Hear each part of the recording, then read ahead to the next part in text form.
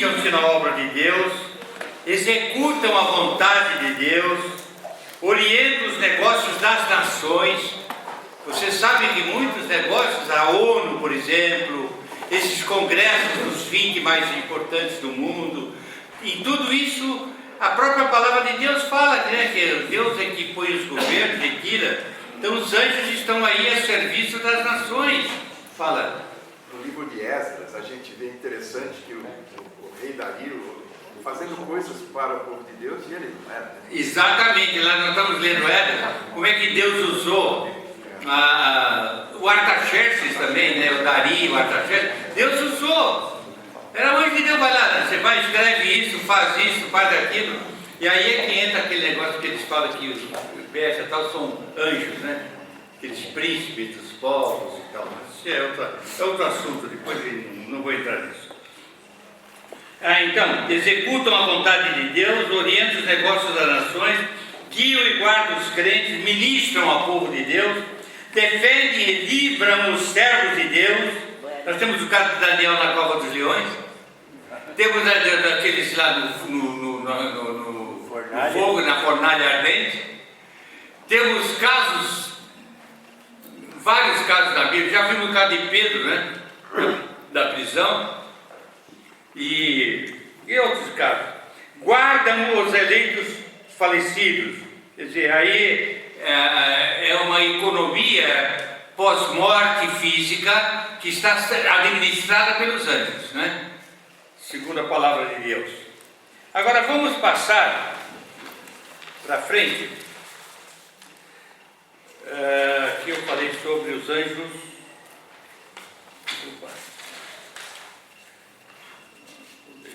Pulei.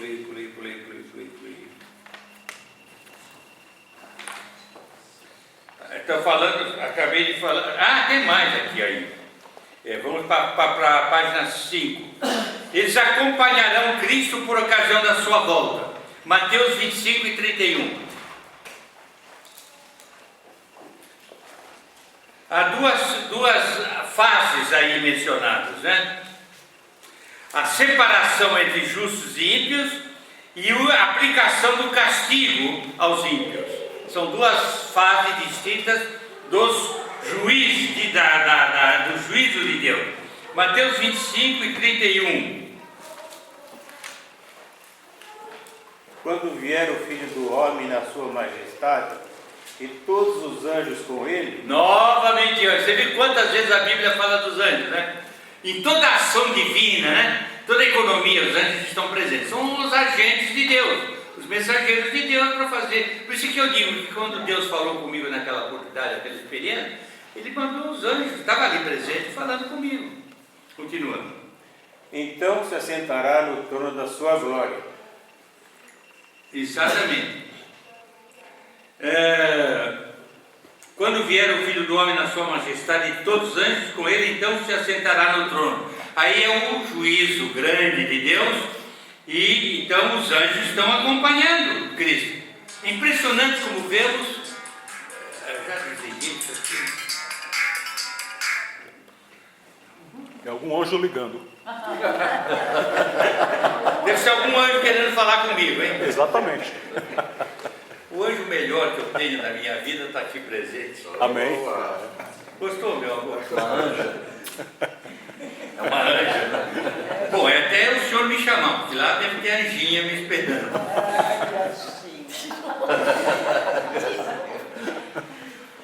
Brincadeira. Bom, quando vier o Filho do Homem, então os anjos estão acompanhando por causa da vida. Cooperarão na separação entre justos e ímpios. Mateus 13. Mateus 13, quando lá fala do julgamento, versículo 49. Assim será na consumação dos séculos. Sairão os anjos e separarão os maus entre os justos. Você vê, os anjos é que estão fazendo isso. Você vê quantos textos nós temos? Olha que esta área da economia de Deus é uma área importante, a área de julgamento.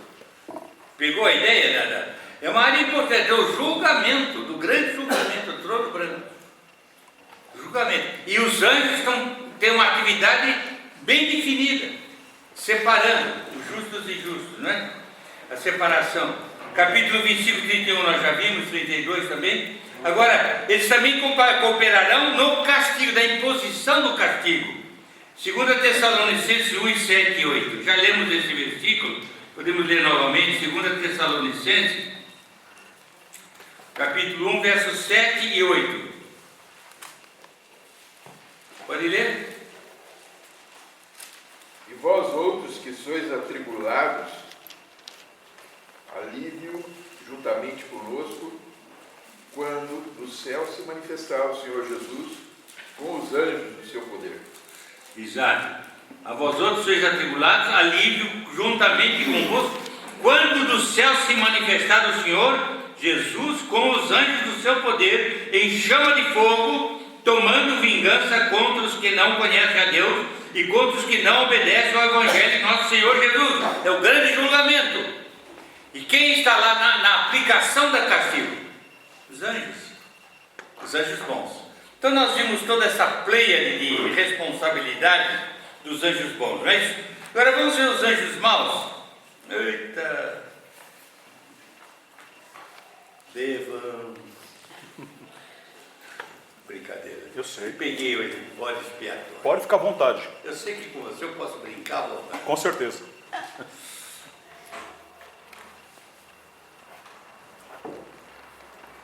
Primeira coisa que nós lemos aqui na nossa apostila sobre a atuação dos anjos maus. Eu comecei a lembrar da política agora.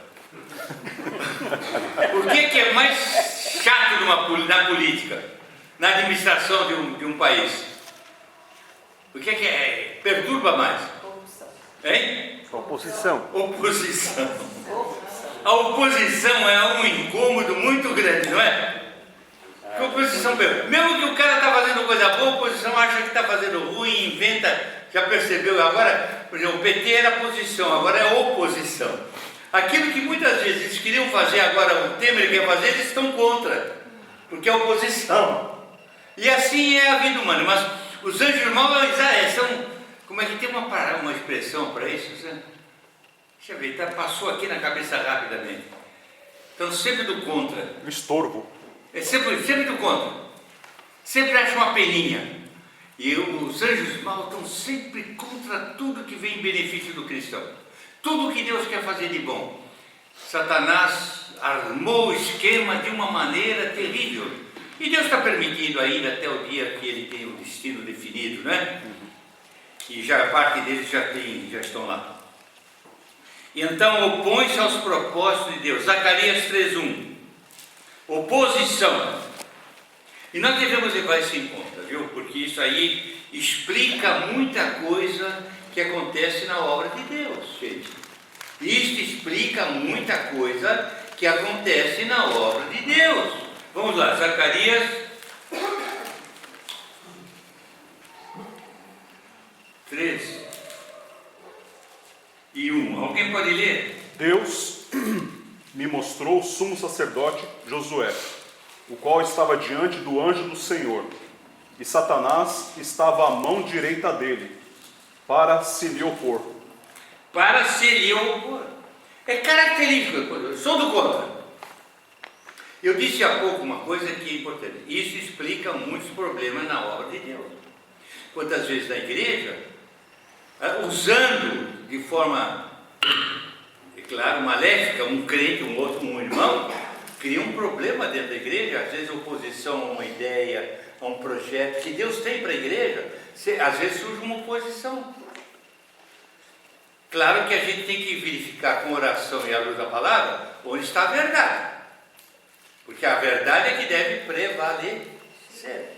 Mas não há muitas vezes problema na igreja por causa de oposições, partidos que se formam, grupinhos que se formam, Divisões. Quem é que é o armador de toda essa situação? Os irmãos. Ele está muito dentro da igreja para atrapalhar a obra do Senhor, ou não? Ele pode me usar, e já talvez me usou em algum tempo, mas você até inocentemente você acaba entrando na dele, até bem intencionado eu posso entrar na dele, achar que eu estou certo, achar que é a melhor forma, e não é. E com o tempo eu percebo, puxa vida, como é que eu entrei naquela? Concorda? O que você acha? É discutir isso? E tem um outro aspecto também em relação à promoção de divisões, né? Porque Gálatas 5 fala que as obras da carne também são promoção de divisão. Então, quando a minha carne se junta com o diabo, Quando ele usa a tua carne. ele quer promover, a minha carne também quer, e os dois se aliam, o Sai de resultado perto, né? é muitas vezes servos de Deus serem usados por Satanás, né? Eu já vi isso muito na obra do Senhor. Estou lembrando, eu era menino, devia ter uns menino jovem, devia ter uns 14 anos. Vila Clementino tinha um número grande de membros, e muitas crianças do bairro. E nós tínhamos festas de natais, não eram notáveis. As festas de Natal de Vila Clementino era um negócio. E eu participava, ajudava a arrumar cadeira das festas. Depois, mais tarde, passei a ajudar com outros irmãos jovens a fazer o programa, fazer a turma, ensaiar as poesias, as peças, tudo aquilo. E eu me lembro de uma noite que nós estávamos na véspera da festa arrumando o salão. Aí tal, chegou uma hora que o senhor Eduardo pegou uma cadeira e botou num determinado lugar. Eu não sei se o senhor Daniel tinha discutido com ele sobre qualquer coisa. O senhor Daniel disse, não é aí nada, tal. O senhor Daniel também era meio esquentado. Foi lá e tirou a cadeira e botou em outro lugar. O senhor Eduardo, quando esquentava, saía de perto, ele era bravo. Ele foi lá, pegou a cadeira e pá, bateu aqui. Aí o senhor Eduardo, e eu não me lembro, até hoje eu me recordo desse fato. Estou vendo os dois fazendo isso. E aí o senhor Daniel pegou e foi embora para casa. E depois eu soube, o senhor Eduardo ainda naquela noite foi à casa do senhor Daniel, acertaram tudo, né? Que o dia seguinte era a festa do Natal. O que criou essa tremenda confusão? Acho mal. E era o senhor Eduardo, o missionário, e o senhor Daniel, o presbítero mais importante da igreja. Entraram em colidência. O pneu por causa de uma cadeira. Por quantas cadeiras eu já briguei? Irmãos, temos que ter cuidado. A humildade é muito importante aí, né? Humildade.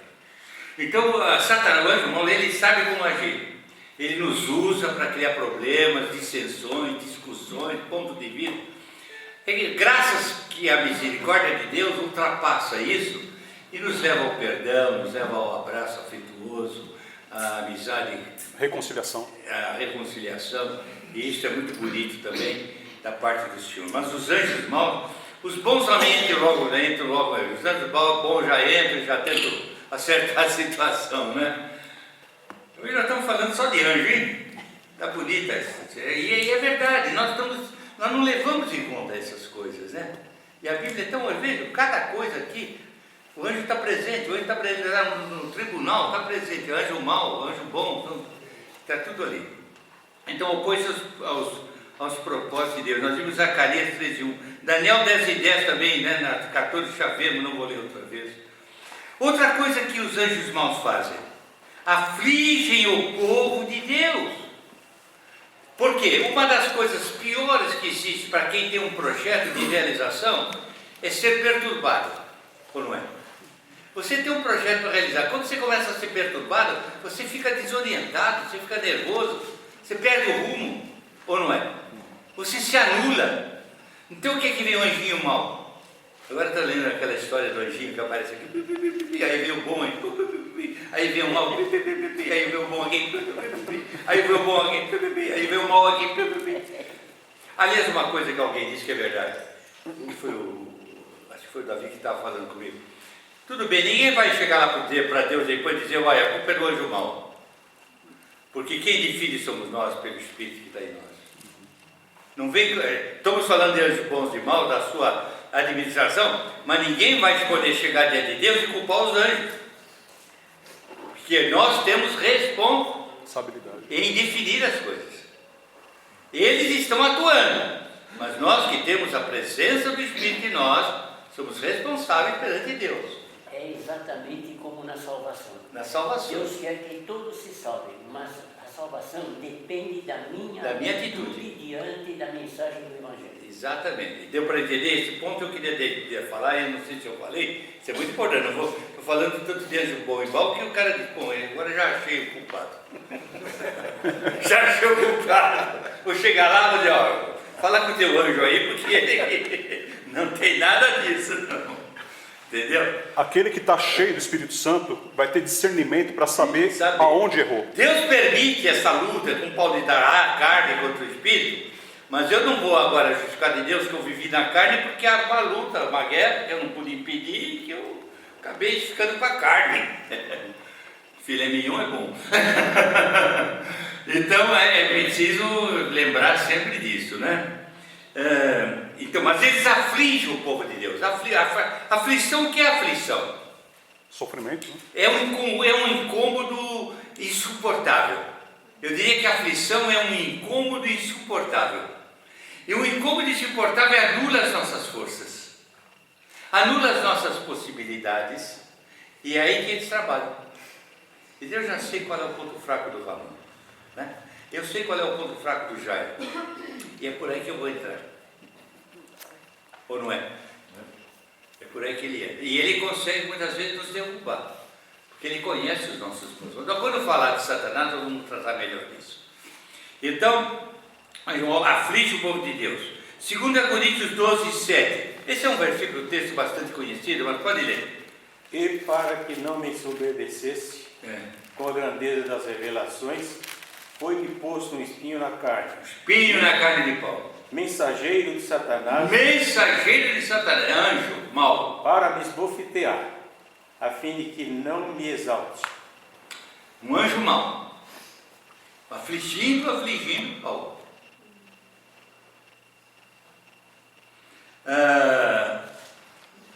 Lucas 13, 16.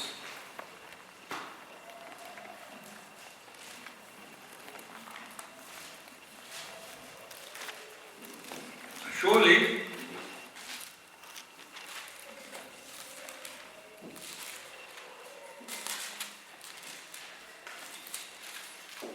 Por que motivo não se devia livrar desse cativeiro em dia de sábado esta filha de Abraão, a quem Satanás trazia presa há 18 anos? Aí chegou.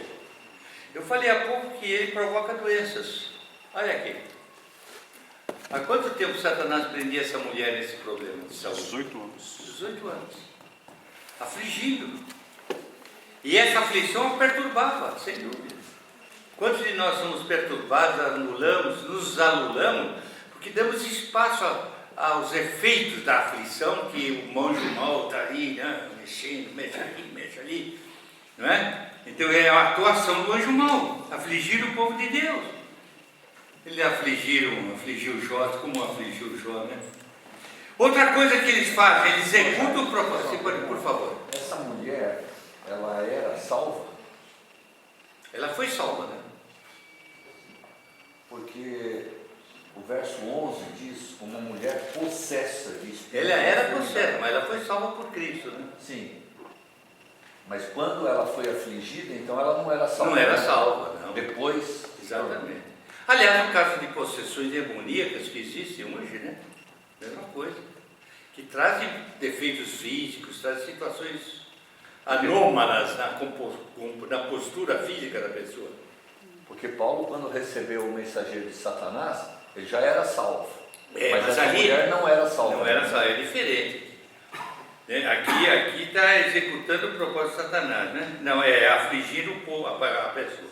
Eu entendi agora a sua colocação. Ela aí, ao que parece, não era salva, porque Jesus foi ao encontro dela. Uhum. Agora, Paulo claramente era salvo, mas ainda assim a Bíblia diz que Satanás anda ao redor de nós, bramando com o leão. Deus A Pedro permitiu fala até isso. uma doença, né? Aí foi uma doença imposta a ela. Um mal físico, né? Bom, agora outra coisa, executa os propósitos de Satanás. Quer dizer, os anjos maus estão a serviço de Satanás. Já vimos isso, né? Mateus 25 e 11. Mateus 25 e 11.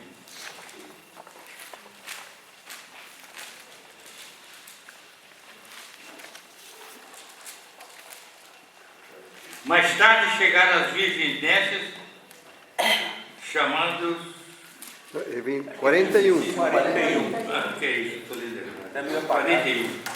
O mal da vista. Então o rei dirá também aos que estiverem à esquerda: apartai-vos de mim, malditos, para o fogo eterno preparado para o... E quem mais?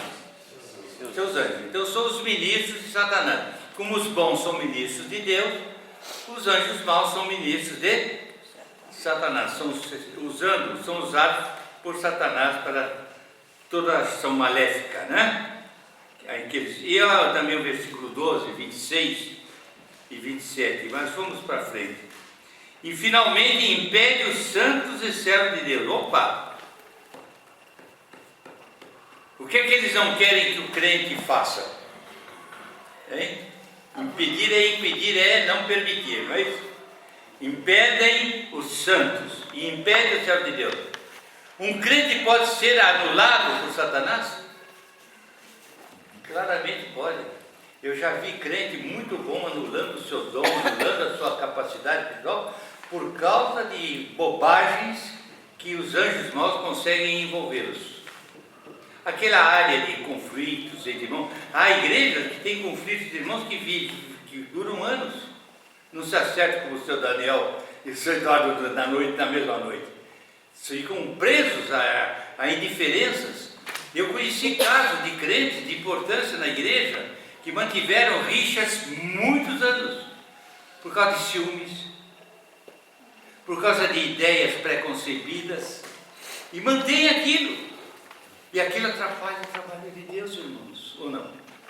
Tremendamente, tremendamente. Que Deus nos livre disso. Orgulho, falta de liberar perdão. Falta de compreensão, de amor, falta de amor, principalmente. Todos os vossos atos sejam feitos com amor. 1 Coríntios 16 e 13. Todos, todos. E aí nós anulamos os anjos maus. Damos uma sapeca neles, uma pancada na cabeça. Tá bom? Então eles impedem os santos, impedem o servo de Deus. Muito serviço de Deus não é realizado por causa deles que estão atuando. Nós dando espaço, eles entram mesmo. Na minha vida, na sua vida. Então, temos aí os anjos maus. Anjos maus são empregados na execução dos propósitos de Satanás, que são diametralmente opostos aos propósitos de Deus. Esta oposição é clara. Estão envolvidos nos obstáculos e danos contra a vida espiritual e o bem-estar do povo de Deus. Não só a minha vida espiritual pessoalmente considerada, como a vida coletiva da igreja, o eclésias, é altamente afetado por esta ação maléfica dos anjos maus. Anjo mau entra na igreja? Entra. E ocupa muito lugar. Está cheio de anjo, vai embora daí. Sai da igreja. Ele entra na igreja. Eu digo que seria o primeiro a entrar. Então, os anjos santos prestam assistência a Deus em seu serviço aos homens, ao passo que os anjos maus ajudam a Satanás em seu serviço, tanto contra Deus como contra os homens. E nesse ponto, nós terminamos toda a parte de angelologia ou angelologia, né? Não importa como escrevamos a palavra, aí termina toda essa parte genérica sobre anjos na Bíblia. Vimos muitos textos tratando de anjos na Bíblia, né? Pode ver. Eu fui acostumado, quando criança, a todo dia fazer uma oração ao meu anjo da guarda.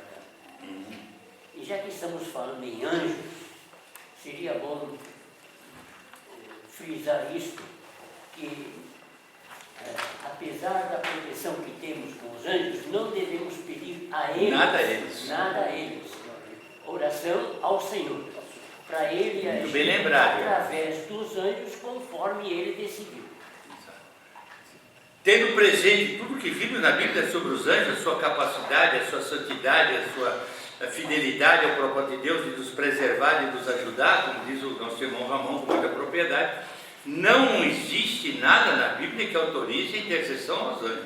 Muito bem naquela história do tal anjo da guarda, que é uma reminiscência que ficou na religião cristã equivocada, né? Equivocadamente considerada. Tem muita gente que tem o anjo da guarda, ou tem um santinho para direção, né? O meu anjo da guarda é o São Jorge, porque ele anda a cavalo. Corintiano é que fala isso, né? Então eu estou passando apertado. Então, Você é palmeirense, não pode ter o... A síntese toda desse estudo está nesse versículo que nós não lemos aí, Efésios 6. pois não, pode ler Isaías? Não, Efésios 6, 11 e 12. Né? Ah, sim. Está aqui na apostila Exato. de ler. Né? Revesti-vos de toda a armadura de Deus para poderes ficar firmes contra as ciladas do diabo. Exatamente. Porque a nossa luta não é contra sangue e a carne, e sim contra os principados e potestades, contra os dominadores deste mundo tenebroso, contra as forças espirituais do mal nas regiões celestes. Muitas vezes a gente quer fazer o bem lutando pela carne, através da carne. A nossa luta é contra essas forças dos anjos maus, né? As forças demoníacas. São muito fortes, são numerosas, são ativas e não largam o pé da gente. Então não encalçam. Como diz 1 Pedro, eu vou voltar a isso quando falar de Satanás. Então agora nós vamos falar especificamente de Satanás. Vamos introduzir isso agora e vamos tratar nas 4 aulas da próxima intervenção nossa. Aliás, eu vou ligar para o Zé Carlos, no anúncio que ele puser da escola, que ele está pondo o anúncio da escola, ele tem posto, para ele botar angelologia entre parênteses, doutrina de Satanás, que é especificamente só sobre Satanás. E tem muito mais coisa sobre só Satanás do que o assunto genérico hostes angelicais. Vocês vão ver, muito mais coisa na Bíblia. Nós vamos passar por tudo. Esse texto que o nosso irmão falou é um deles que é fundamental. Agora, antes de começar o estudo de Satanás, eu queria fazer uma colocação. Quais são os 3 grandes agentes do mal atuando em nós? Os 3 grandes agentes do mal atuando em nós. Nossa carne. A carne, o mundo e Satanás. Há uma correlação estreita entre os 3 ou não? Claro. A carne somos nós mesmos na nossa natureza pecaminosa. É o ser, é o meu olhar, é o meu falar. Proceder. É o meu proceder, é o meu agir, né, em geral. É o meu ser, é o meu estar, é o meu fazer. Meu ser, o meu estar, é o meu fazer. Eu estou sempre com a tendência de fazer o que Deus não quer, porque a minha carne é que impulsiona as minhas atitudes. O meu ser, o meu fazer, é o meu estar. E o que é vida? Eu costumo definir vida. O que é uma vida? A vida humana. O que é a vida humana? Vida é a minha existência física. Mas no sentido de realização, o que é vida? Em termos de realização. A vida do Jairo, a vida da Rosana, a vida da Urandi, a vida da Maria Luísa. O que é a vida? Eu defini com 3 verbos. Vida é o meu ser, o que eu sou é minha vida. Tudo que eu sou é minha vida. Concorda? O que eu sou é minha vida. Como é que eu escrevo a minha biografia? Sendo. O que eu sou faz a minha biografia. A biografia da minha vida. O que eu faço faz a minha biografia. É o que eu faço.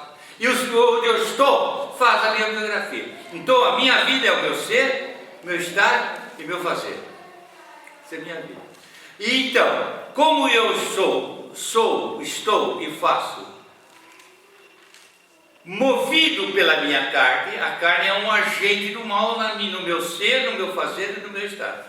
Eu estou sempre, muitas vezes, sendo o que não devo, fazendo o que não devo e indo onde não devo. Concorda? Ou não é verdade? Sim. Porque o agente é a minha carne. A carne age aí. E o que é que oferece um mundo imenso de realizações para ser, estar e fazer? A carne está aqui dentro. E o que é que de fora se torna o panorama de atração? O mundo. Onde agem os anjos maus. Satanás. Quem é o príncipe desse mundo? Nós vamos ver isso. Jesus falou, o príncipe desse mundo é Satanás.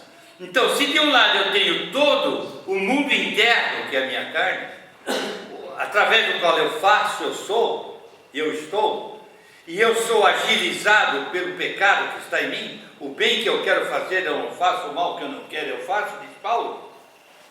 Não é verdade? Eu tenho de outra sorte um panorama de atração muito grande, que é o mundo, para o meu ser, para o meu fazer e para o meu estar. Então, aí alia-se o segundo elemento, não é? Da agilização pecaminosa, da agência pecaminosa, que é o mundo, que me atrai, concupiscência. 1 João capítulo 2, versículos 10. Não ameis o mundo, nem o que há no mundo. Soberba da carne, a soberba da vida, concupiscência da carne e a soberba dos olhos, né? Tem as três coisas ali. Agora, quem é que está atrás de tudo isso, agilizando tudo? A minha carne e pondo o mundo, como fez Satanás com Cristo. Tudo isso te darei se prostrado me adorar. Quem é que fez tudo isso? É o terceiro agente, que é Satanás. Então Satanás tem uma importância muito grande no que eu sou, no que eu faço, e no que onde eu estou. Porque o que eu sou, o que eu faço, o que eu estou, está sendo resultado do meu querer pessoal, resultado da minha ambição pessoal, o que o mundo oferece para mim, e resultado da instigação satânica que está atrás de tudo isso. E aí está o quadro da queda do homem, o quadro da vida pecaminosa. Agora, a outra pergunta. E esse quadro é um quadro só para o descrente? Não. Ou é um quadro que se apresenta para o crente também?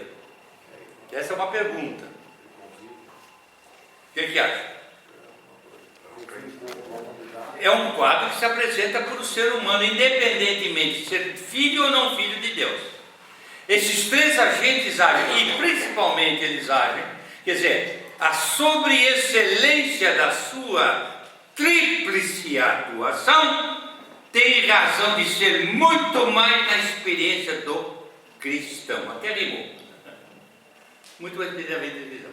Porque aí é que se ressalta a carne que luta contra o espírito, o mundo que se opõe à perspectiva espiritual, do mundo espiritual, e a Deus, a quem eu devo comunhão permanente e ter comunhão, em contraste com a atuação satânica ao redor de mim, buscando me tragar.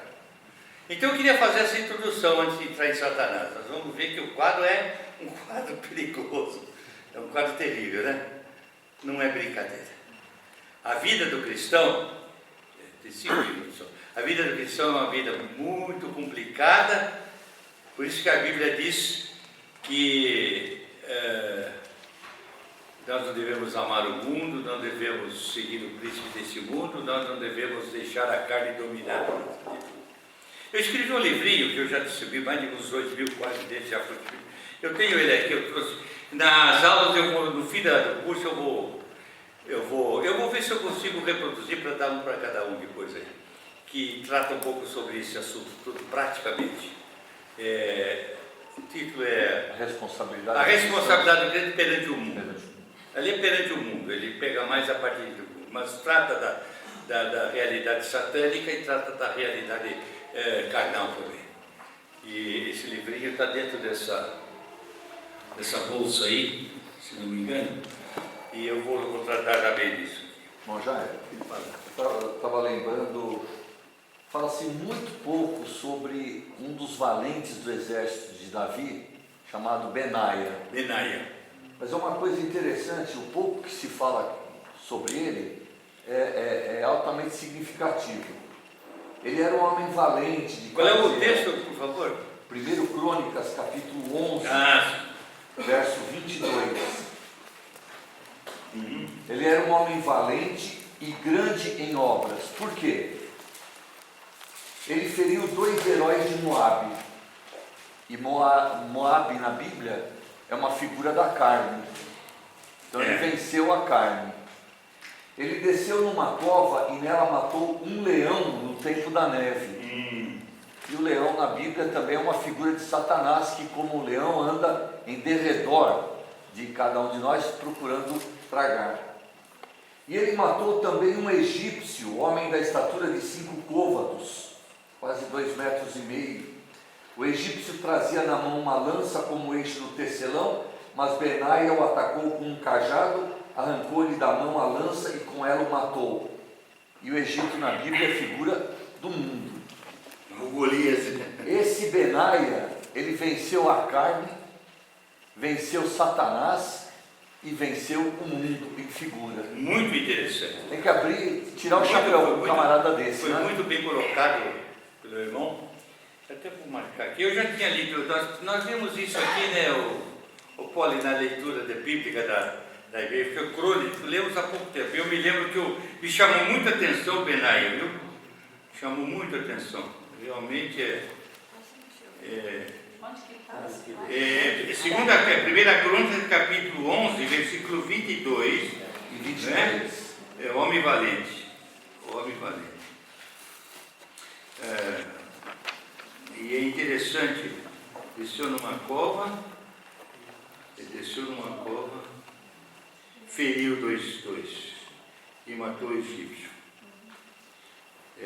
Carne, Ele feriu 2 heróis de Moabe, né? mundo e Satanás. Um leão e um egípcio. Foi muito bom, bem colocado isso, irmão. Ô, Valeu. Davi, esses 5 côvados representam o quê? Quase 2,5 metros. Entendi. Não vai lá não, Gigante. você não vai aguentar não. Um gigante não dá. Não dá não. Não aguenta nem com o Sim. meu tamanho. Mas é muito interessante esse pensamento ilustrativo, não é? Então, o estudo de Satanás, irmãos, nos tira do terreno da matéria para nos colocar no campo eminentemente espiritual. Nós não podemos estudar, eu vou voltar ao que eu disse no começo das aulas, nós não podemos estudar sobre Satanás em função do nosso intelecto, da nossa razão humana. Não vamos encontrar tratados que descrevem intelectualmente ou provam de uma forma racional, lógica, a existência de Satanás da sua obra. Pelo contrário. Negam. Pelo contrário, meus irmãos, para nos colocar no campo espiritual, não da matéria. Por essa razão, é impossível a investigação do assunto pelos meios e métodos usados das ciências naturais. Você não vai vai estudar Satanás buscando o estudo da filosofia. Por exemplo, em direito nós temos uma matéria importante, que é a matéria de fim de curso do 5º ano, que chama-se Filosofia do Direito, que é muito importante. Filosofia do Direito. O meu mestre de Filosofia do Direito foi o velho professor Miguel Reale, que era um grande filósofo na área jurídica. E a filosofia é, sem dúvida, um campo de estudo interessante, vale a pena a gente mergulhar para ver como o homem é precário e como a própria ciência é precária, né? A própria filosofia é precária, porque uma vez eu lembro da noite que ele falou na aula, uma aula que ele estava dando, eu estava lá no anfiteatro da Faculdade de Direito, e estou vendo ele falando aquilo. Ele diz assim: meus alunos, as filosofias são muitas, porque nunca elas se satisfazem por si só. Cada escola filosófica busca o quê? A verdade, mas a verdade nunca é encontrada. Então o que ele estava querendo dizer é que temos sempre que estudar filosofia, mas nunca encontramos a verdade que a filosofia quer achar. Esse que ele passou. E naquela hora eu senti uma alegria no meu coração. Eu disse: ô professor, não falei nada, não tive coragem de falar. Devia ter falado. Graças a Deus eu já encontrei a verdade. Conhecereis a verdade e a... Verdade dos libertários. Aí está a verdadeira filosofia. A verdade, o Evangelho, a verdade de Deus. Isso foi uma experiência que eu tive de estudante que eu nunca esqueci. E eu guardei muito. Depois eu fiquei muito amigo do professor, quando era formado, eu era dono do mapa fiscal. Ele presidiu umas solenidades que eu organizei no mapa fiscal. Tive um churrasco na casa dele, foi um amigo meu. Hoje é o filho dele que está na crista da onda aí no Lava Jato, lá no Lava Jato, na Dilma, né? Foi o advogado que, junto com aquela menina lá, derrubaram a Dilma, né? É o Miguel Reale Júnior. Ele tem um cacuete, né? Esse é o livrinho, que eu vou ver, já acabei a edição dele, eu vou ver se quando editar mais, e ele trata desse assunto que nós vamos tratar aqui. Então eu estava dizendo que muitos dos intelectuais negam a existência de Satanás.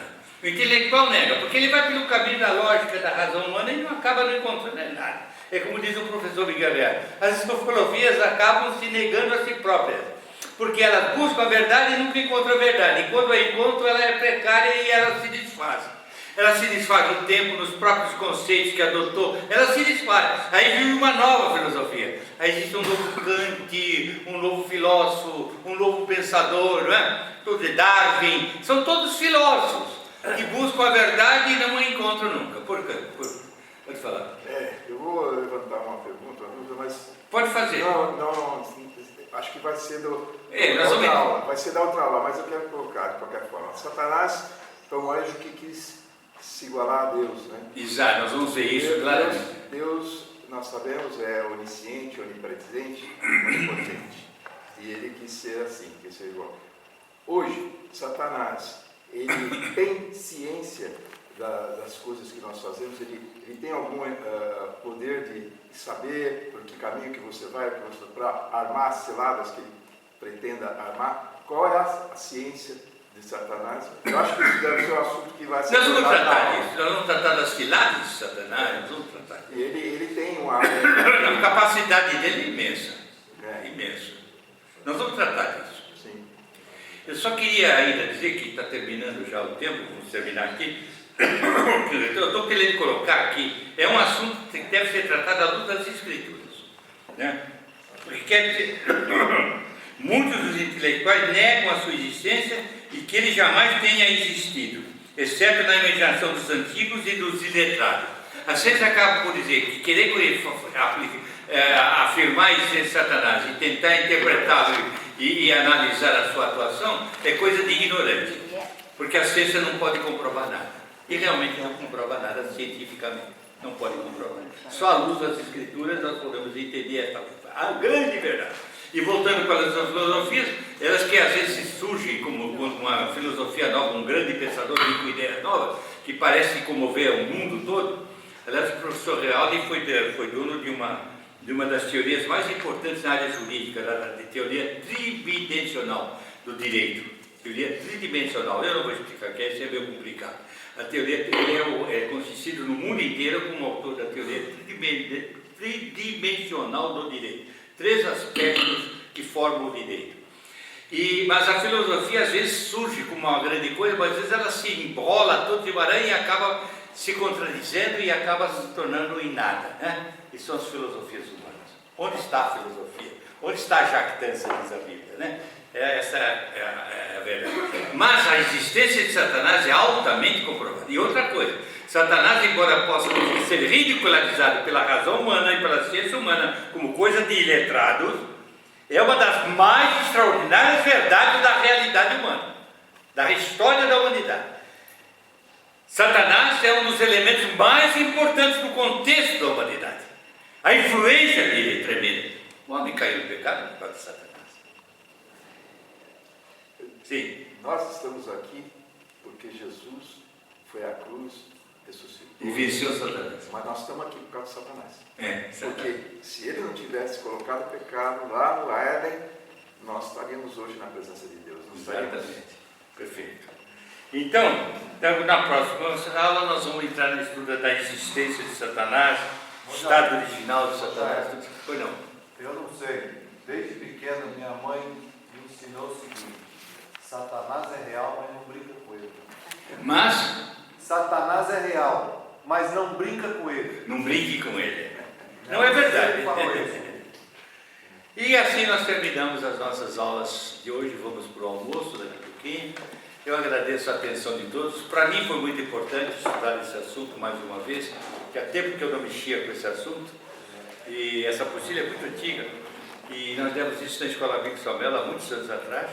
Eu me lembro que o pessoal gostou de voltar a falar, porque não se fala muito nas igrejas sobre. Eu nunca vi assim, estudos sobre Satanás nas igrejas e sobre termos de angelologia.